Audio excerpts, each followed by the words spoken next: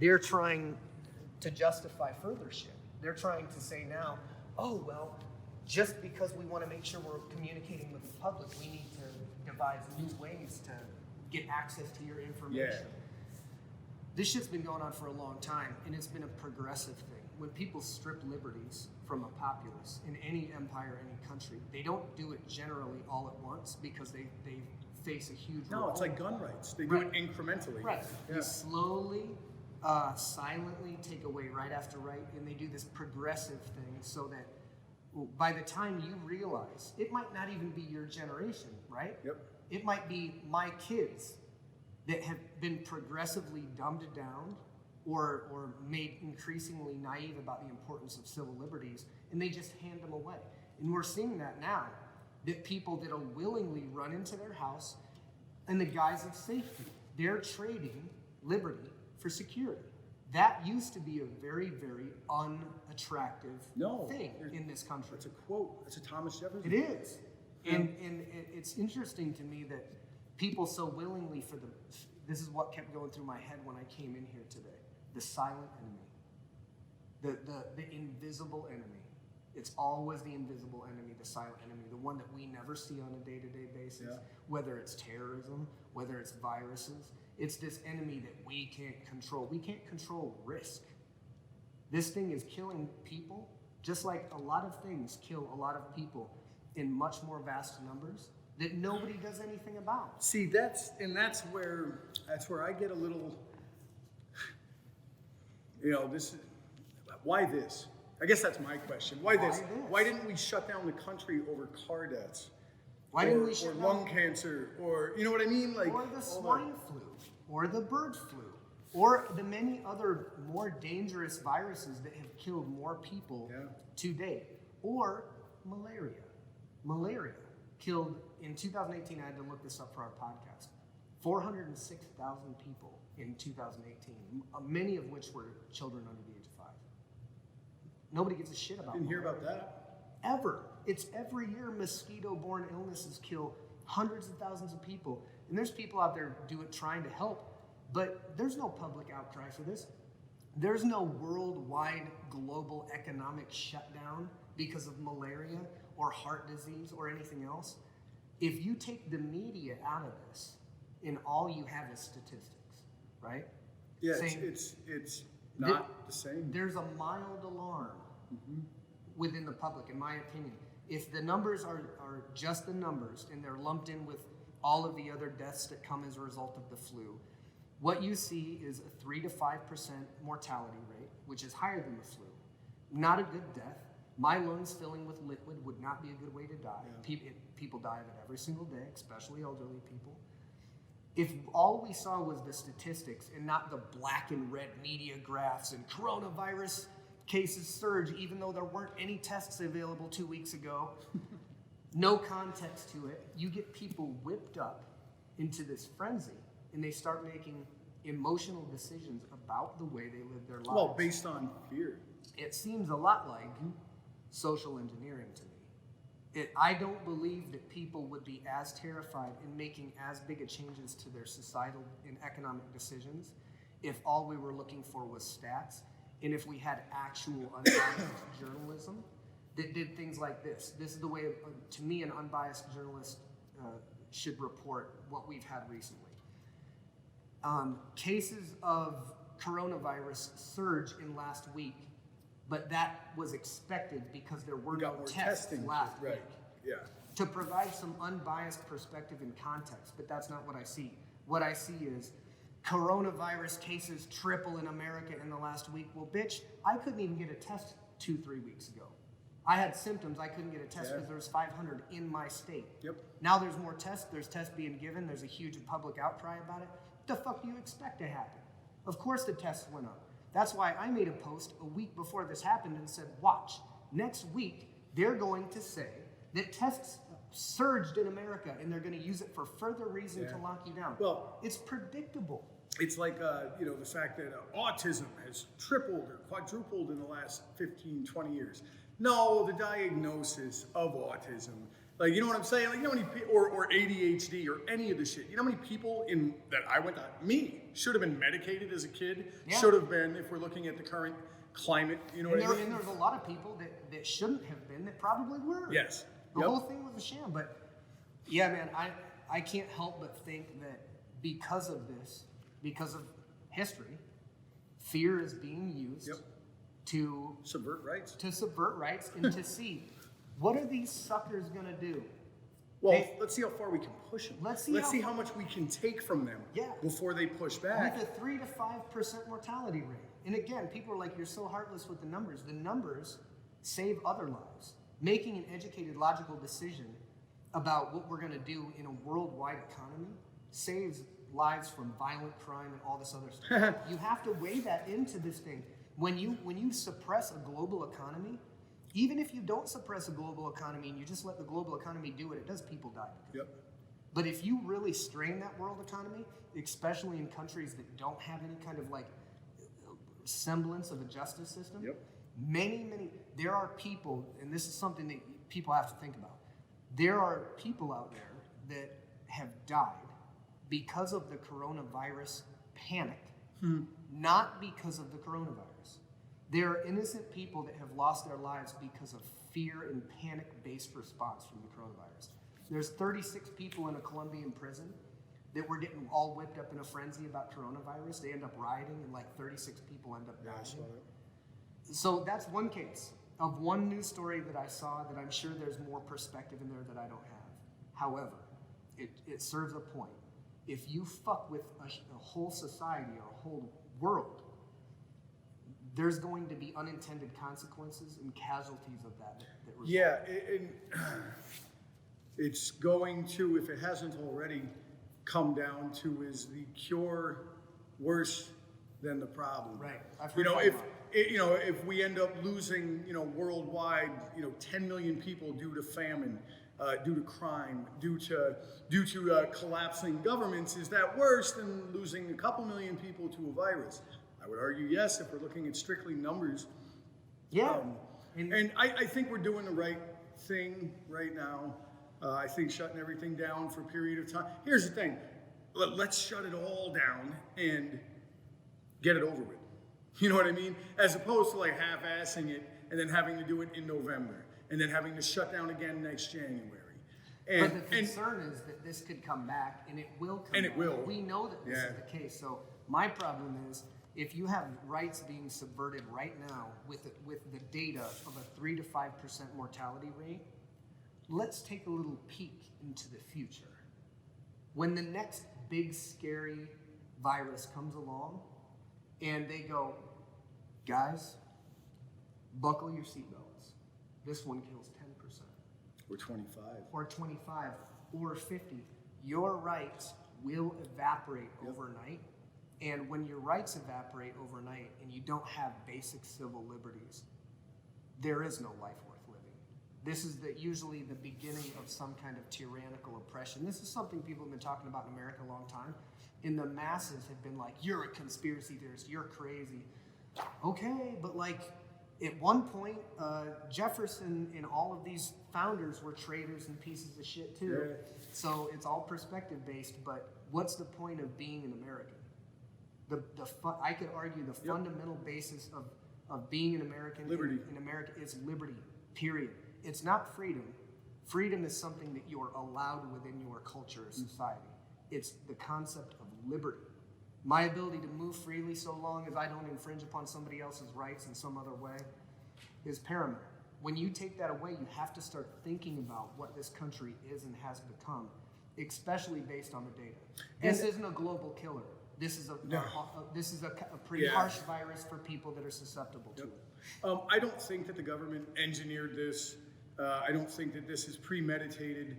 I don't have any trouble believing the government would take full advantage of this situation. And I'm not saying, there's a lot of people out there that are going to go far down the rabbit hole and go, they engineered this. I ain't ruling that out.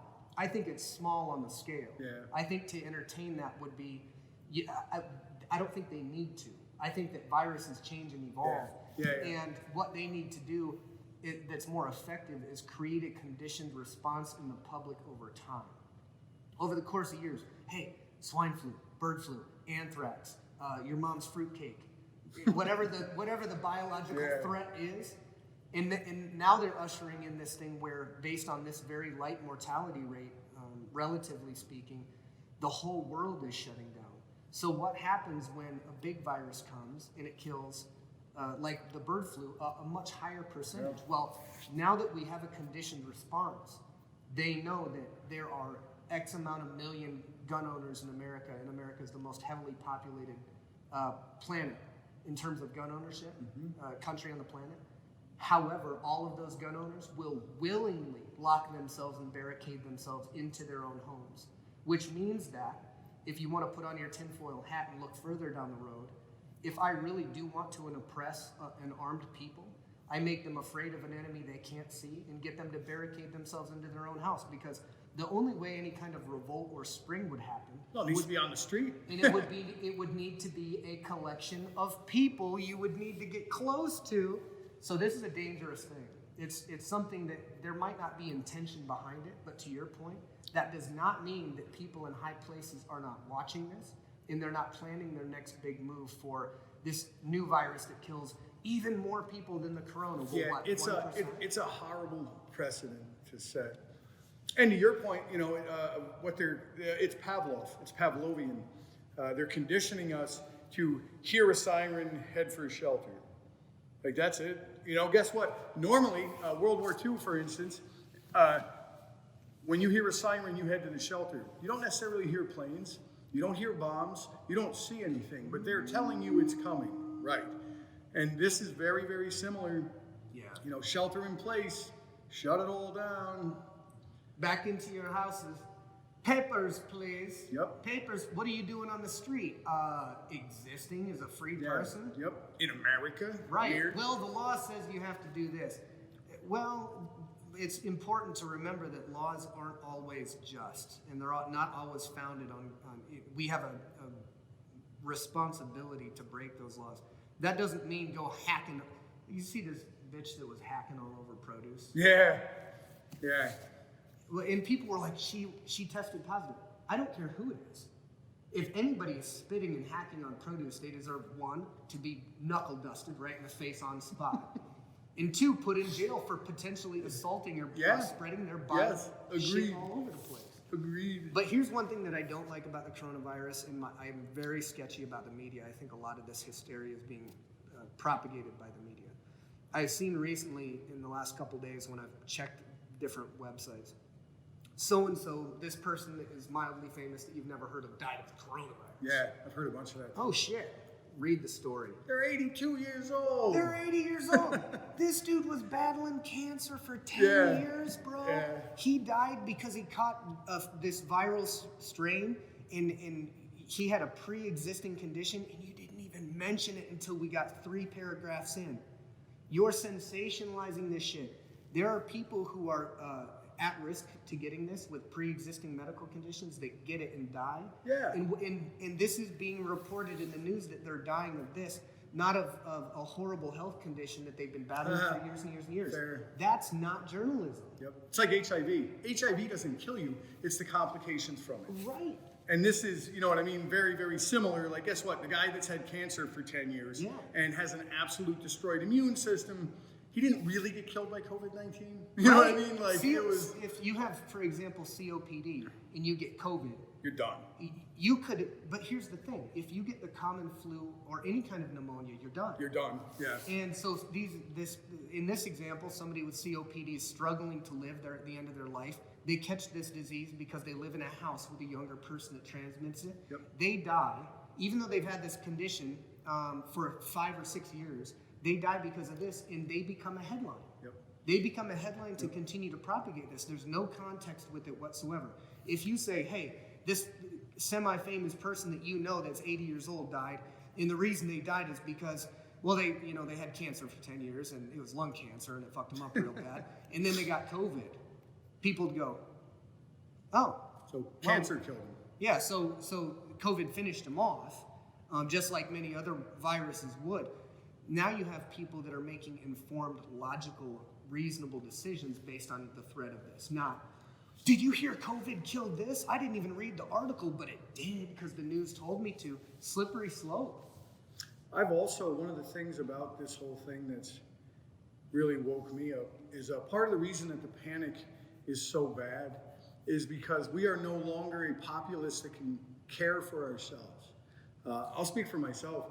If they stop delivering food to Hy-Vee, what am I doing for food? That's you know what I mean? Like, what, I'm growing my own food? Okay, eventually. I'm hunting? I mean, I guess I could. What happens if I shoot something? What am I going to do with it then? You know what I mean? Like, I'm going to have to I'm going to have to get online. What if there is no online? Yep.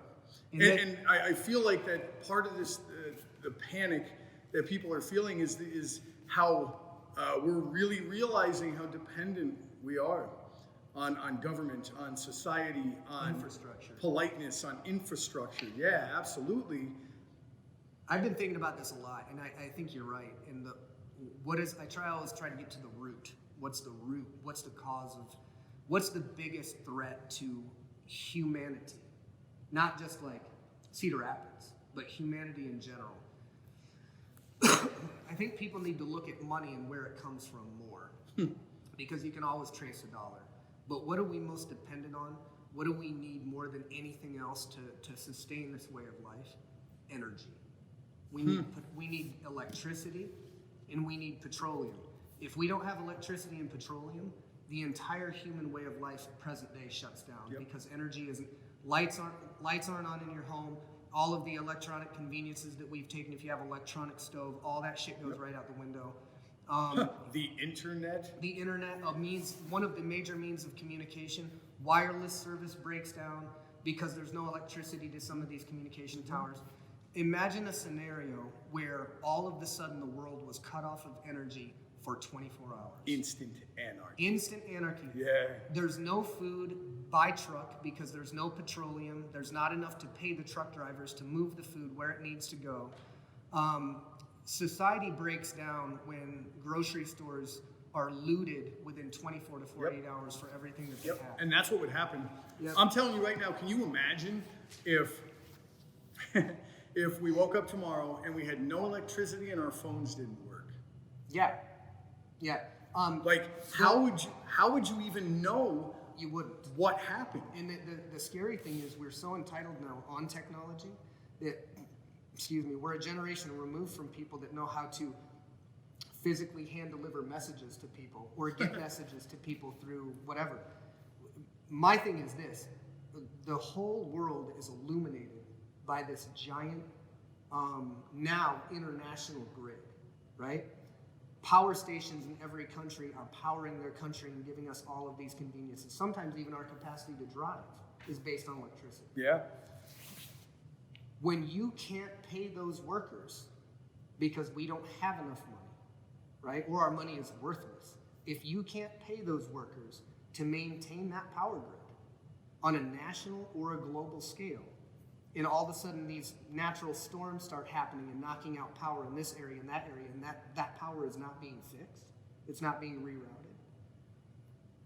Immediate chaos. Immediate chaos. If you have a town like New York City, and all of a sudden the power goes out, and within 24 hours there is no toilet paper apparently, and there's no food, people will lose their fucking minds. And we now belong to a generation, probably, I don't know, 2 generations removed from a nation that can be self-sufficient in trade. Oh, more than that. Post-World War II was the end of that. Right. Yeah. We're looking at we're looking at the 40s and 50s was the last time. The Great Depression. Yeah. The Great Depression and the Dust Bowl was the last time that Americans had to show heavy resourcefulness, community, and bond together to just survive. There were people just barely surviving.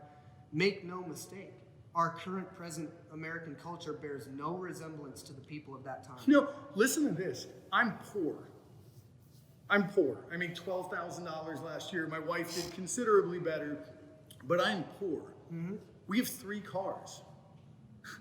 We have a 3-bedroom house. We have a big yard. I'm not being sarcastic. I'm literally poor. Yeah. You're living under the poverty level. Yes. Yeah. However, the definition, and it's funny because on one hand, it's great. I'm poor in America. That's the best place ever to be poor. However, when shit hits the fan, Joe Rogan was talking about this in one of his podcasts. He said, there are poor people living in poverty in America that are fat.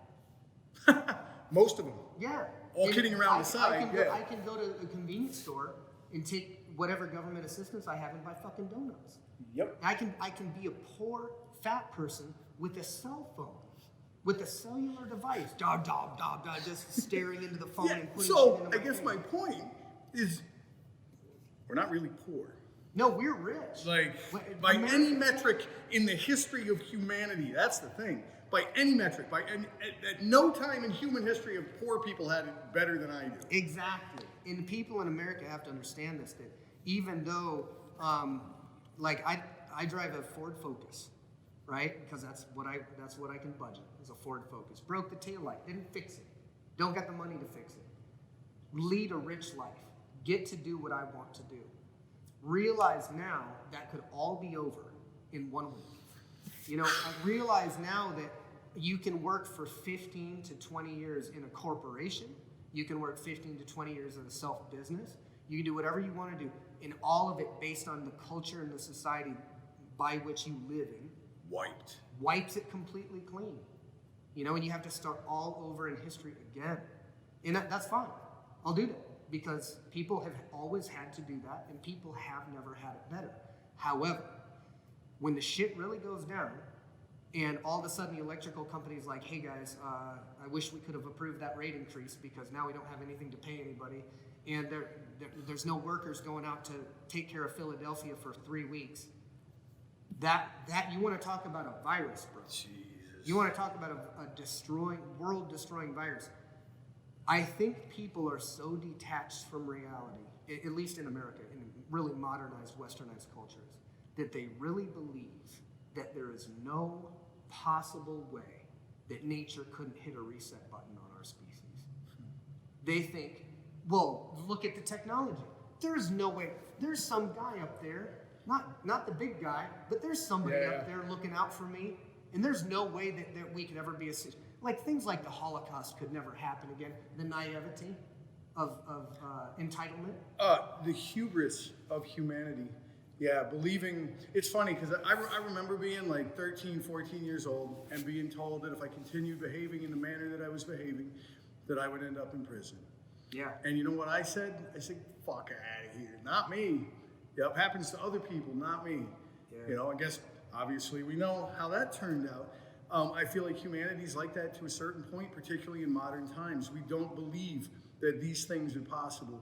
We don't believe that governments would want to take away our weapons and then subvert our freedoms. We don't believe that they would take advantage of a situation like this. Why do we not believe that? Because it hasn't happened during our lifetime. Right. To us. Like, that's the other funny part. Within our lifetime, I can look at a million, despot countries, a million mini dictatorships that have absolutely subverted their people's rights. Yeah. And then decimated the population. There's genocide going on in Africa right now that nobody gives a shit about because it's not rich white people. I've talked to people about this. In my lifetime, there was a period in history, in a modernized nation, where two groups of people hacked the shit out of each other to the tune of 1 million human lives. Talk about Rwanda. Yeah. Yeah. Yep. Now, if I went to my daughter and I said, hey, Papes, tell me about this horrible event in human history when 1 million people lost their lives via machete. Most of which via machete, where there were women watching their children hacked to death with machetes. Tell me about this atrocity, and tell me about when it was and where it was at and how we can avoid it in the future. She wouldn't have any idea what the fuck I'm talking about. She would go Rwanda. And you know what? I almost feel like I almost give her the tiniest bit of pass because of her age. I'm telling you, there's people our age that don't remember. Oh, sure. Yeah, never, you know what I mean? Like it never insinuated itself into our culture as it relates to being of any importance. There were people older than us, and people our age, and people even younger than us that want to continue to perpetuate the idea that the Holocaust never happened. Even though there's literally millions of people that bore witness to it, were a part of it, gave testimonials that coincided left and right. There's no question. Even considering the time frame, we have a fair amount of film and photography. People do not want to accept the fact that human beings can do that to each other.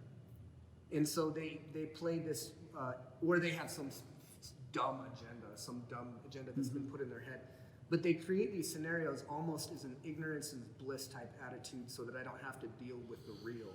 And those people, the people that do this, I argue, when a real calamity really goes down, something like Katrina, something like a meltdown of our infrastructure where people can't eat, those are the same people that are going to be huddled in their houses or screaming and crying in the streets. How could this happen to us? Because you didn't pay any attention. Yep. Because you're not a student of history. Or you didn't even have any imagination. Like that's foresight? Yeah. And the ability to go, how has the government helped us in the past? Well, they generally haven't. They've cleaned up some mess that they had to, or that they had to. Right. Like, I mean, not for nothing, the government didn't make Katrina. Sure. But they had to fix it. You know what I mean? I have a better question. I want you to point out a time where the government has had an opportunity to fuck us and hasn't. Right. Like, that's almost a better way of looking at it, because they have to clean up some of the bullshit. We talk about this all the time, where we find out almost without fail that 100% of the time, our government and the people acting within it are doing some really almost down to nefarious level criminal shit. We never hear about it because it's all classified. 20 years after they leave the office and they're sitting on their deathbed and they're all forgiven for all their crimes against humanity, or they're dead. There's new reports that are declassified that go, hey, that guy, yep, he's a piece of shit. Yep. And you know what people do? This is literally what they do. They go, well, that was back then. That could never happen to me now. Those people are the people that are going to be the victims. They're going to be the suckers sitting in the Bro, that's everybody. It is now, right? It is. Like, I mean, and obviously not everybody. We're sitting here having a conversation, but for the most part, you know, people want to be taken care of. They want to hunker down and let Big Brother or whoever take care of them. And I mean, don't get me wrong, to a certain degree, I'm delighted that I'm going to be getting a check coming up because I need it.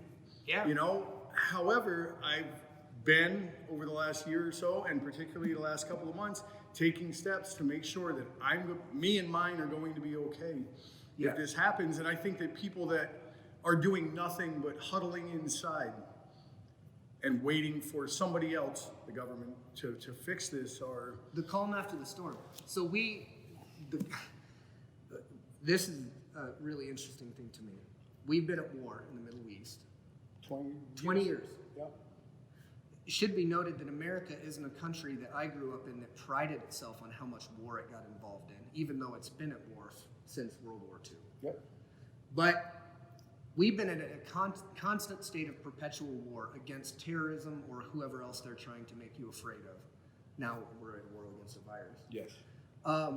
For 20 years, we have spent trillions upon trillions upon trillions upon trillions of our American dollars on militarism that has effectively done absolutely nothing. It's kept us safe. It hasn't changed anything. It's destabilized. It's made us less. No, I was going to say, I would go actually the other way. Yeah. It's destabilized regions and created a whole future generation of people in Iraq that hate us. I'm sorry to the Iraqi people that hate Americans because we allowed it to happen, right? But here, let's get back to good old-fashioned American capitalism. Money, riches. We've spent trillions of dollars on this stuff. Trillions of dollars on black ops shit that nobody will ever hear about and know about. The virus comes. There's no testing available.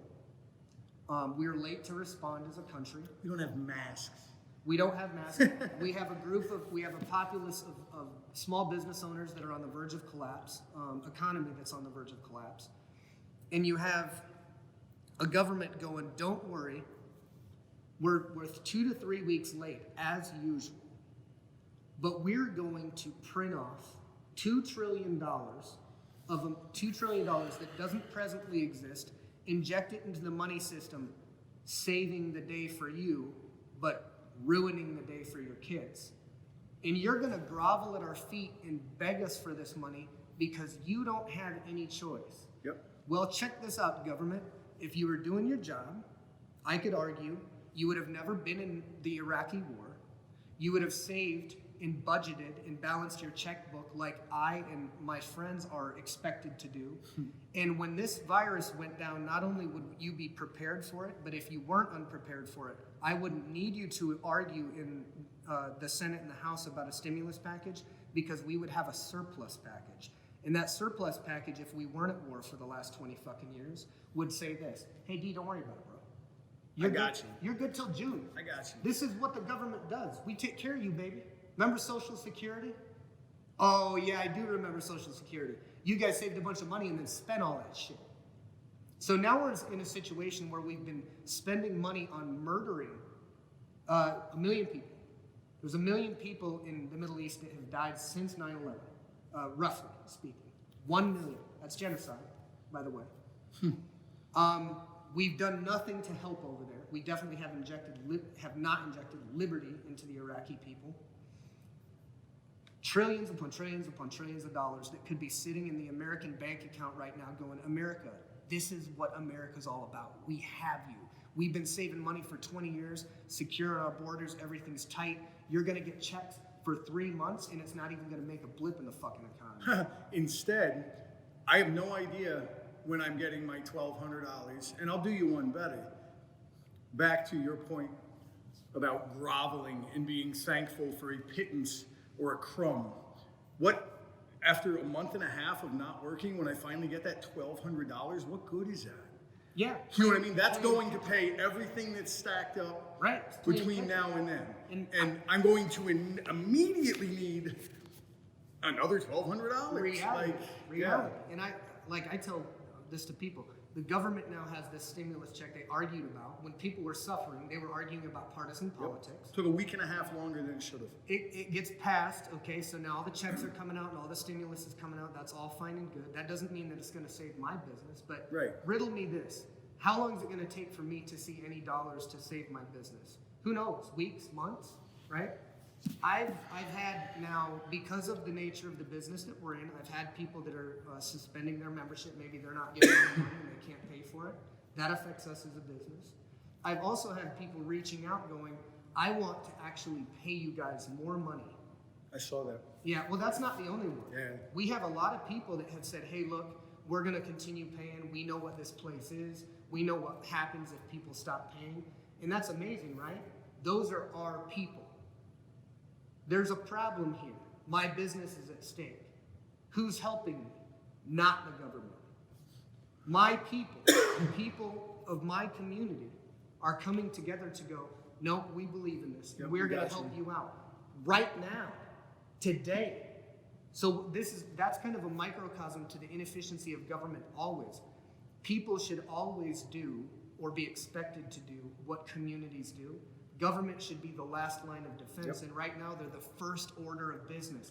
Give me my money. And you can't fight it because you're within a system now. And, yeah, this is just making government stronger, making us more dependent on them, heading, honestly, in my opinion, in the opposite direction of where we the direction that Jefferson said we would head. The direction that says, occasionally the tree of liberty must be refreshed with the blood of tyrants and patriots. Again, an inconvenient thought, and it will be an inconvenient thought to people until such a time comes that they're suffering so badly that they have no choice but to act. It's funny, all I listen to in my car, right? I don't listen to a whole lot of music in my car. I listen to ESPN or NPR, and I can't stomach either one of them right now. Like, especially ESPN, these poor guys. There's nothing going on. What are they talking about? You know, like they're talking about the society of ESPN is breaking down. Like it's so bad. Guys, we joined the golf, or no, we joined the billiards. We joined the billiards championship. These guys are, kudos to them shooting pool in hazmat suits over here. It's gonna be like dodgeball, ESPN, the Ocho. I don't think it's a big conspiracy. I don't. No, I think they're just taking advantage of what's being offered. Yeah, I think Like, it's ooh, look, a disaster. Why don't we take advantage of this in every way possible? I think it's exactly what Yeah. was expected Yep. by certain people. I don't think the United States government engineered 9/11. I think they may have heard a little something and maybe ignored it. But my point is I'm not a huge conspiracy theorist on that end. I do, however, think that once it happened, they milked that thing for everything it was worth. As it relates to the Patriot Act, as it relates to, They were ready like, for it. Yes. And if you're ready for it, Yep. you're a criminal. You know what I mean? If you have legislation that wasn't passed, the Patriot Act. Just written up. Yeah, Just written up. and every waiting time it came up, people were like, what the fuck are you trying to do? We're not going to give you civil liberties. And then 9/11 happens, and then everybody's like, oh, Patriot? Yes, sign. That is criminal. Yep. That is, to me, when I hear the words clear and present danger, that's what I think of. Yep. I think of people trying to undermine our rights. And it doesn't mean that everybody that signs on for legislation is like, I want to undermine people's rights. But it's your job to preserve them. And if the legislation that you're signing does it in any way, your job as a legislator, in my opinion, or a legislator, in my opinion, is not to be attached to all of this sweeping legislation. It's to ensure sweeping legislation doesn't get passed. Yep. It's the limitation of government's influence on people's lives and on liberty in general. This is why when I was campaigning for Ron Paul, I really liked it when people were like, he hasn't signed off on a bill in X amount of time. And it's like, because they were bullshit. Because they were bullshit. Because he read them. And now you're faulting, Weird. You're faulting him for trying to not pass laws that further legislate your rights and rights of everybody. Yep. And I'm saying it's not enough to not actively being evil is not good enough. I mean, not being evil is not good enough. You need to proactively be good. Right. You know what I mean? Not trying to push through negative, illegal, subversive legislation is not enough. You should be on the other side of that where you're actively fighting against. Right, where you're standing up going, there's one earmark in this bill that is bullshit, and I'm not signing on it because this is bullshit. This is part of our problem. I can get behind that guy. But I'm going to have a hard time finding that guy. Yeah, good luck. In the political. Well, and particularly because that guy doesn't have a place in the government. That guy gets shunned. That guy gets, nobody wants. Really, you're making waves, bro. Come on. That guy doesn't even get in the House. Right. Because he ain't getting money from corporate sponsors saying, say this and I'll get you there. Yeah. What's he bringing to the table? Yeah, because that guy, you know what he does? He goes, hey, you corporate lobbyists trying to sway my opinion, go fuck yourself. Yeah. And you know what the corporate lobbyist does? He goes, hey, man, you want $5 million to run your campaign? And you go, yeah. And they go, okay, well, just take this stance for me that guy wouldn't take. And you go, oh. So corporate and banking influences do run everything in Washington. Everything. All right, guys, thanks for the talk. I'm back to sanity again.